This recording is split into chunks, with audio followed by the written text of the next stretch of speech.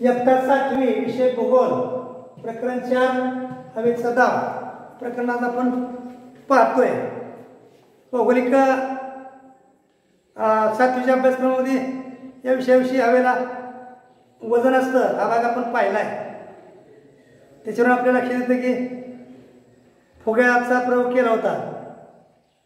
फुग्यातील हवेमुळे फुगलेल्या फुग्याची बाजू खाली गेली वजनाची, त्यामुळे हवेला वजन असतं आपल्याला कळतं।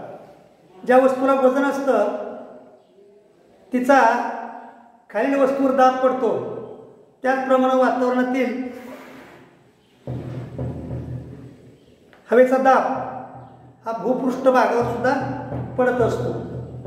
पृथ्वीवरील या हवेच्या दाबामुळे वातावरणामध्ये वादळाची निर्मिती होते, पाऊस पडतो, अशा अनेक घटना हवेच्या दाबामुळे या घडत असतात। त्याची काही प्रमुख कारण आहेत। हवेचा दाब हा पृथ्वी पृष्ठभागावर सर्वत्र सारखा नाही।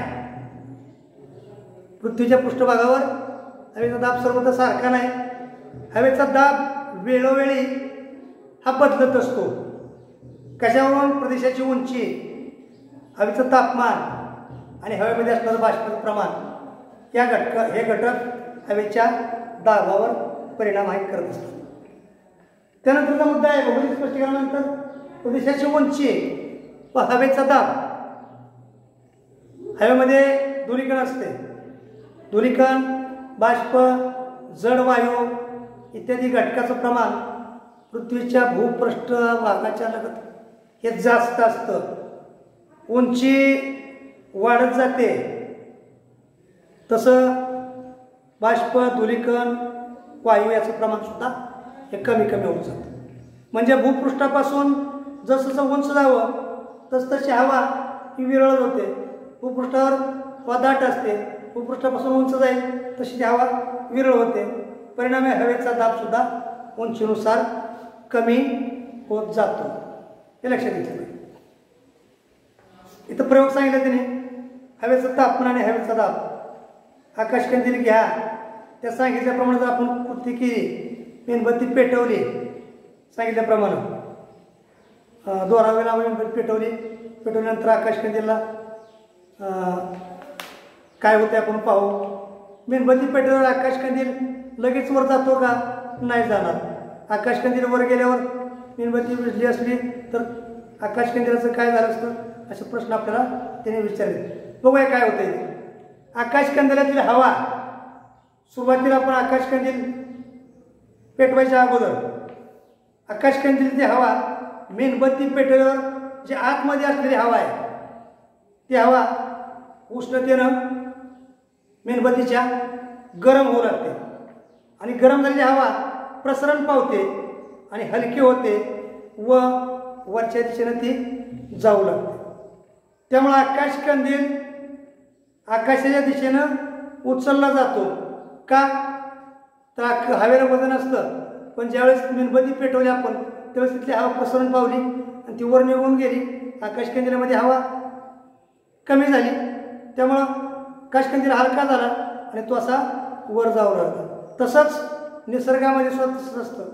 सूर्याच्या उष्णतेनं हवा तापते, तापलेली हवा प्रसरण पावते आणि प्रसरण पावलेली हवा वर निघून जाते। येतं लक्षात? पुढं तापमान व हवेचा दाब यांचा अतिशय जवळचा संबंध आहे। तापमान आणि हवेचा दाब। जिथं तापमान जास्त असतं तिथं हवेचा दाब कमी असतो। आता आकाशकंदील वर का गेला? हवेचा दाबच कमी झाला, पण आकाशकंदील वर गेला। जिथं तापमान जास्त असतं तिथं हवेचा दाब कमी असतो। जास्त तापमानामुळं हवा गरम होते, प्रसरण पावते आणि हलकी होते। जमिनीलगतची अशी हवा आकाशाकडं वर जाते, कारण आपल्याला माहीत आहे सूर्यकिरणं भूपृष्ठावर जास्त पडतात, त्यामुळे तिथली हवा तापते आणि ती जमिनीलगतची हवा तापलेली हवा वरच्या दिशेनं निघून जाते। त्यामुळे सदर प्रदेशातील हवेचा दाब हा कमी होतो। तापमानाचे पट्टे आणि हवेचे दाब पट्टे याचा एकमेकाशी परस्पर संबंध असतो, परंतु तापमानाच्या पट्ट्यांचा अक्षवृत्तीय विस्तार हा जास्त असतो, तर हवेच्या दाबांचे पट्टे कमी रुंदीचे असतात. आता हे आपल्याला दोन्ही आकृती आपल्याला बघायचे. पहिल्यांदा कटिबंध तापमान पट्टीची आकृती तुम्हाला समजावून सांगतो. त्यानंतर पृथ्वीवरील हवा दाब पट्टे आणि ग्रही वारे ही दुसरी आकृती आपण बघूया. पहिल्यांदा 4.2 आकृती बघूया. हा पृथ्वी गोल आहे. 0° बरोबर 0° मधोमध आहे. 0° उत्तरेचा भाग उत्तर गोलार्ध, दक्षिणेचा भाग दक्षिण गोलार्ध. विषुववृत्ताच्या उत्तरेला 23:30 उत्तर, विषुववृत्ताच्या दक्षिणेला म्हणजे हा वरला भाग, विषुववृत्ताच्या दक्षिणेचा दक्षिणेचा भाग, विषुववृत्ताच्या उत्तरेला 23:30 उत्तर, विषुववृत्ताच्या दक्षिणेला 23:30 दक्षिण हा उष्ण कटिबंध आहे.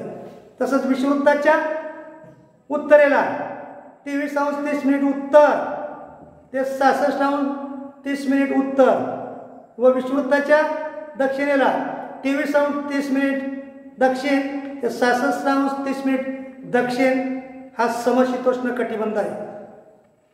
हा तर तिसरा विषुववृत्ताच्या उत्तरेला म्हणजे 0°, विषुववृत्ताच्या उत्तरेला 66:30 उत्तर ते 90° उत्तर ध्रुव, तर विषुववृत्ताच्या दक्षिणेला 66:30 दक्षिण ते 90° दक्षिण ध्रुव याच्या दरम्यान हा शीत कटिबंध आहे. दोन्ही गोलार्धामध्ये म्हणजे 3 कटिबंध आहेत. एक उष्ण, दुसरा समशीतोष्ण आणि तिसरा शीत कटिबंध.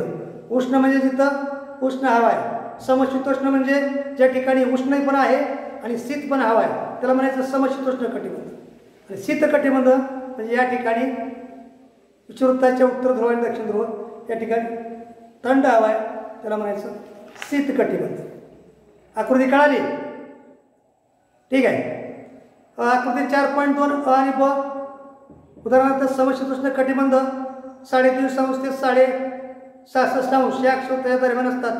त्या मानाने हवेच्या दाब पट्ट्याचा अक्षवृत्तीय विस्तार मर्यादित असतो. सर्वसाधारणपणे 10° अक्षवृत्त इतका असतो. तापमानाच्या असमान वितरणाचा परिणाम हा हवेच्या दाबावर होत असतो. त्यामुळं पृथ्वीवर विषुववृत्तापासून दोन्ही ध्रुवाच्या दरम्यान क्षितिज समांतर दिशेस हवेचे कमी आणि जास्त दाबाचे पट्टे निर्माण होतात. आता पुन्हा आकृती 4.2 ही आकृती पाहायची आहे. या आकृतीचं मी स्पष्टीकरण देतोय. बघा,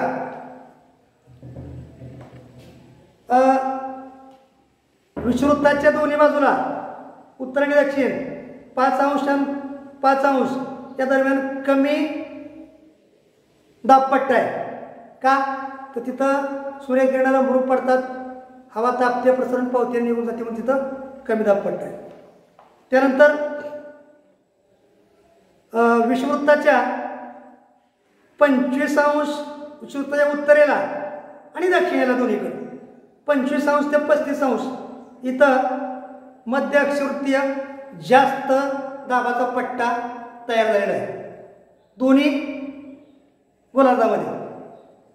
त्यानंतर विषुववृत्ताच्या उत्तरेला आणि दक्षिणेला पण 55° ते 65° याच्या दरम्यान उपग्रहीय कमी दाब पट्टा तयार झालेला आहे दोन्ही गोलार्धामध्ये.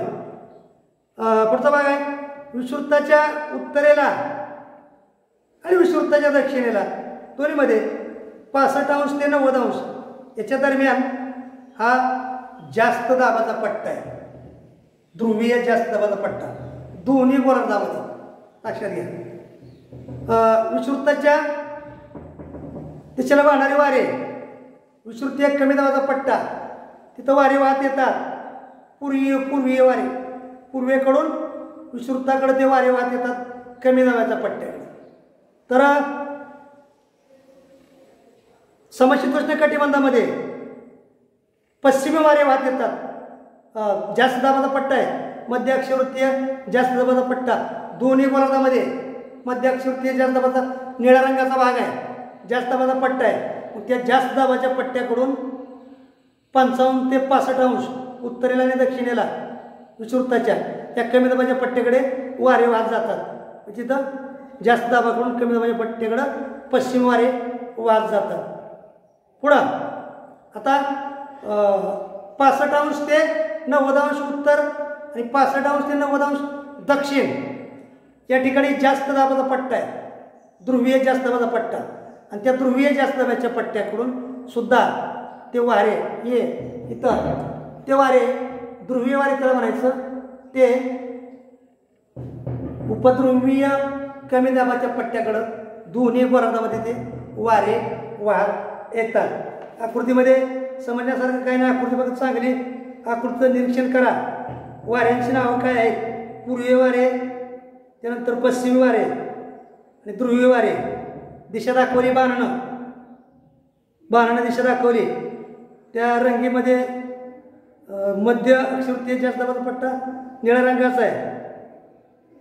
विषुववृत्तावर 0 अंश तर विषुववृत्त कमी दाबाचा पट्टा आहे. कमी दाबाचा पट्टा हा फिक्कट निळ्या रंगाने दाखवला आहे, लक्षात घ्या. म्हणजे ध्रुवावर जास्त दाब आहे दोन्ही. आणि समशीतोष्ण पट्ट्यामध्ये सुद्धा समशीतोष्ण नावाच्या पट्ट्यामध्ये 25 ते 35 अंश दोन्ही गोलार्धामध्ये इथं जास्त दाबाचा पट्टा आहे. आणि दोन्ही गोलार्धामध्ये 55 ते 65 अंश इथं कमी वायू दाबाचा पट्टा आहे. वारे कसे वाहत येतात हा भाग आपल्याला व्यवस्थित निरीक्षण करायचा आहे. ठीक आहे, आपण इथं थांबूया.